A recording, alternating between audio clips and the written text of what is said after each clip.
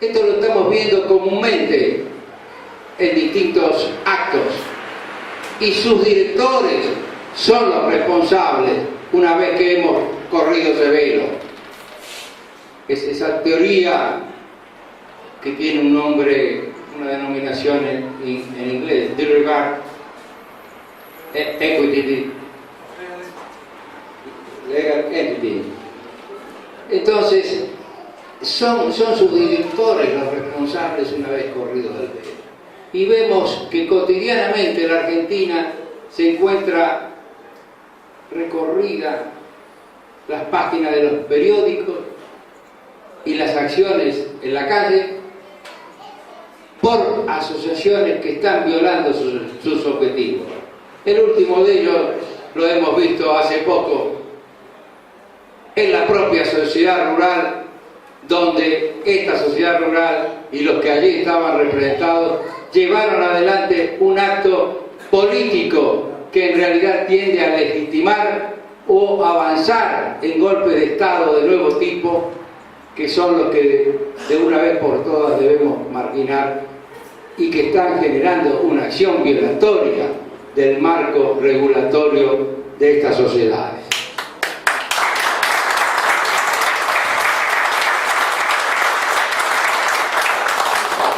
La obra contiene un importante material jurídico y doctrinario.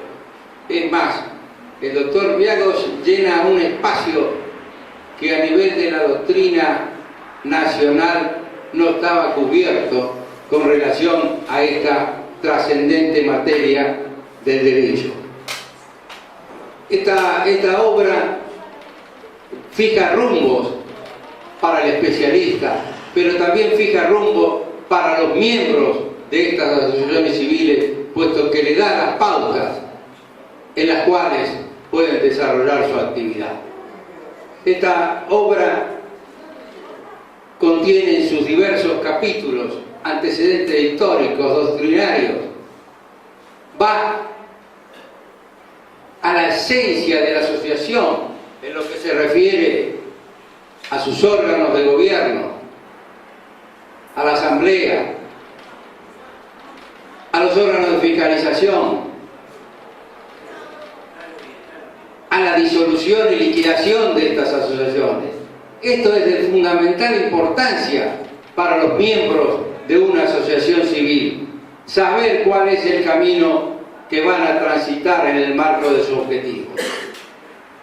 Y esta asociación civil debe cumplir un rol que no es el rol individual de cada uno de sus integrantes, sino que hace al rol colectivo que marca sus estatutos. En esta obra la concluye el doctor Viagos desarrollando la historia, el nacimiento de una asociación empresaria emblemática como fue la Confederación General Económica. Esta Confederación General Económica, que nació en 1950 en el marco del proceso político que se estaba desarrollando en ese momento en nuestra patria y que cumplía el objetivo de generar un desarrollo local y regional de distintas regiones de nuestro país y que confrontaba con ese, como bien dice el doctor Viagos en su obra, contra el colonialismo portuario, que fue el que sujetó al desarrollo económico de nuestro país en gran parte de nuestra historia y nos llegó a conformar ese país abanico con su ciudad macrocefálica y que a medida que se iban alejando de ese centro portuario había más subdesarrollo y más miseria.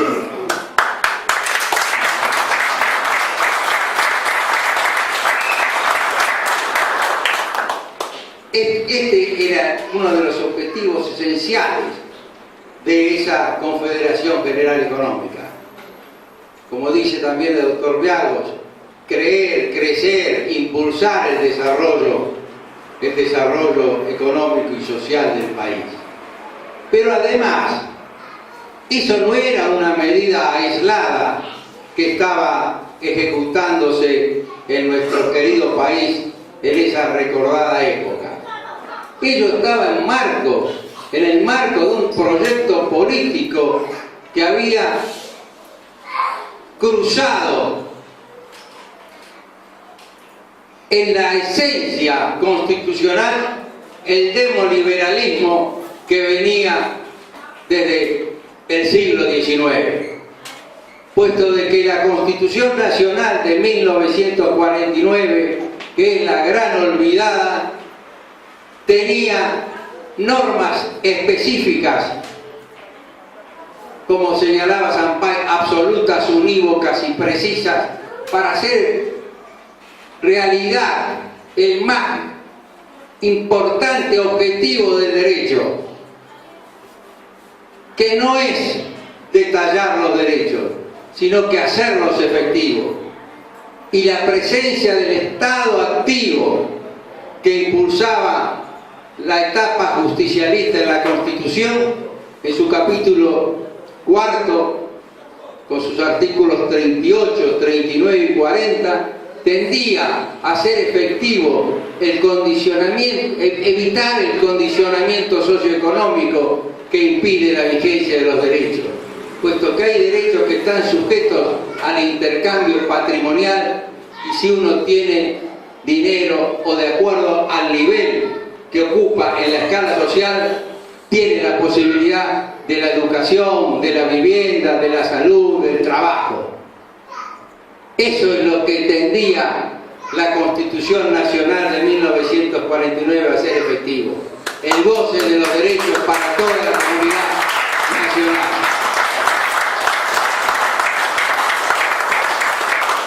Pero también tenía una norma que es muy importante y que no se la menciona. La Constitución Nacional de 1949 fue una creación novedosa del pensamiento político y constitucional argentino. El doctor Sampay interpretó el pensamiento del general Perón y diseñó, y por ello lo podemos llamar el padre intelectual de la Constitución de 1949.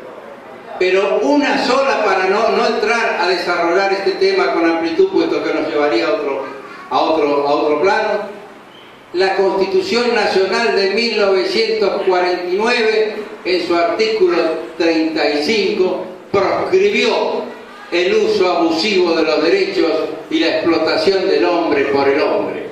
Por eso, todas estas asociaciones que malutilizan la figura jurídica y confrontan con un proyecto político, en la Constitución Nacional de 1949 hubieran recibido el condigno castigo del abuso por el derecho y la sanción que le establezca la legislación al respecto.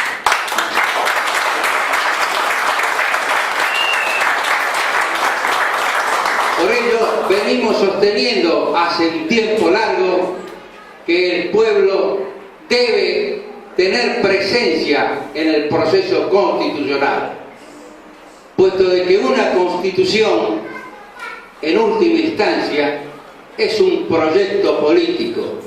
Hablar de la constitución es hablar de alta política. Una constitución es un proyecto nacional institucionalizado al más alto rango normativo. Por ello, ese proyecto nacional es el que debe nutrirse de las fuerzas de la población, del pueblo, y llevarlo hacia el objetivo último de toda comunidad política, que es la justicia social.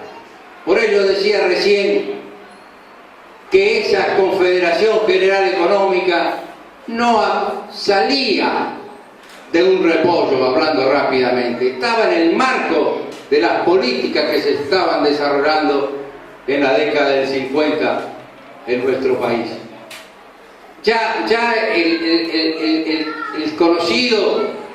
el conocido mensaje filosófico de 1949 en Mendoza del general Perón ya hablaba de la comunidad organizada y ya introducía el concepto de las organizaciones libres del pueblo. La CGE fue una expresión de ese proyecto y ese proyecto también tuvo una institucionalización concreta en el testamento político del general Perón, cuando en su discurso en el 99 periodo de sesiones del Congreso Nacional da ese gran mensaje: liberación o dependencia.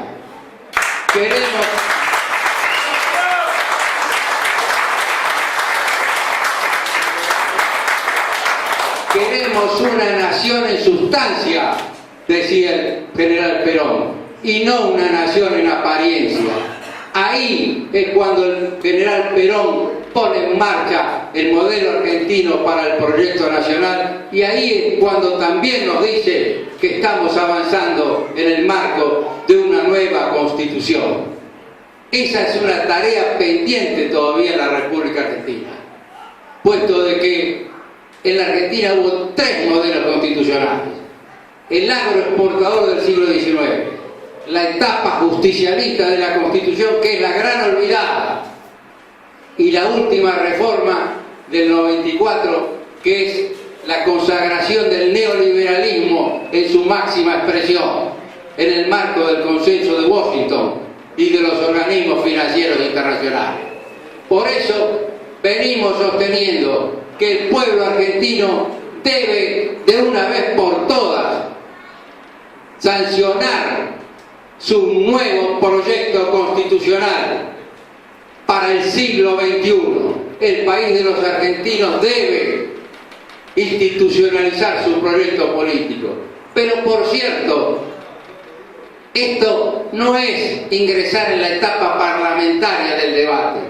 Previamente es ingresar en el debate de por qué la Constitución.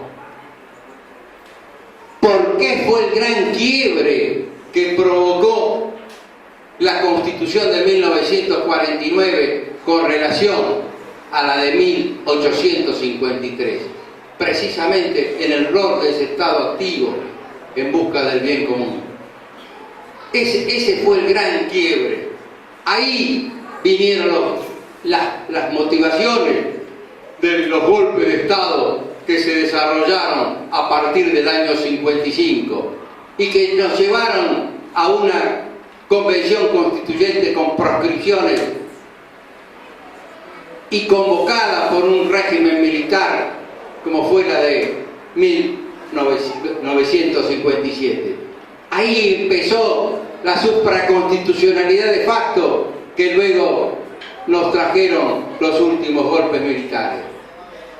Ahí se mantenía esa marginación del pueblo en la presencia del proceso constitucional, puesto que la última vez y casi única vez que se convocó al pueblo para reformar todo aquello que se oponga al bienestar del pueblo y a la grandeza de la nación fue con la ley 13.233 en el año 1948, que convocó a la Asamblea Constituyente que sancionó esta Constitución.